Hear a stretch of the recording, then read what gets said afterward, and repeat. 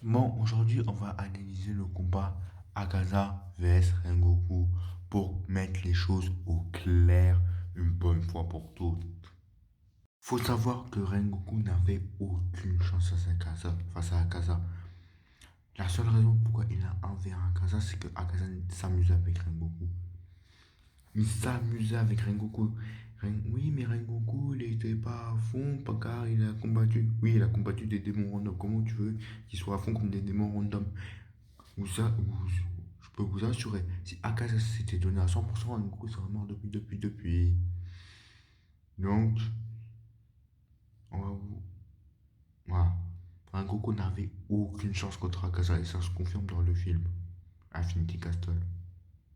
Ceux qui vont me parler de ça là, dire oui, mais Akaza a utilisé que toute sa force. Quand Akaza a utilisé toute sa force, je ne sais pas qui a dit ça, mais bon, voilà, c'est un argument débile. Et Rengoku l'a bloqué, c'est quoi? Oui, Rengoku l'a bloqué, mais ce n'était pas toute la force d'Akaza. Oui, Rengoku a fait un Akaza sans marque, qui est une excellente performance. Mais vous oubliez que Akaza a crevé un œil à Rengoku et l'a ouvert le crâne. Vous oubliez ou... Donc là, Rengoku a perdu un œil quand même, hein. Vous oubliez?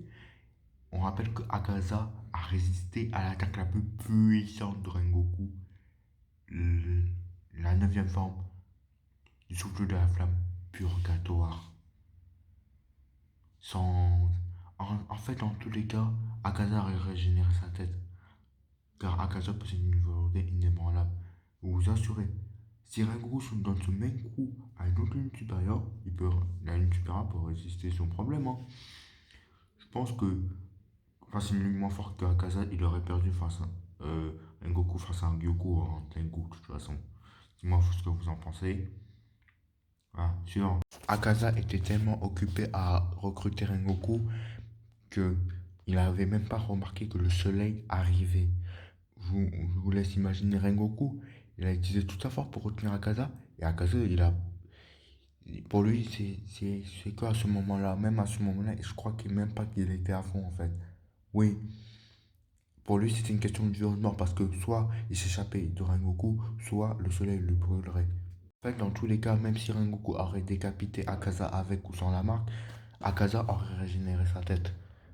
C'est pour vous dire, ça se confirme dans le film Infinity Castle et dans les scans. Donc, Rengoku n'avait aucune chance face à Akaza. Et Akaza, c'est la troisième minute supérieure. Dis-moi votre avis en commentaire. Abonnez-vous, car on parle d'anime manga tous les jours.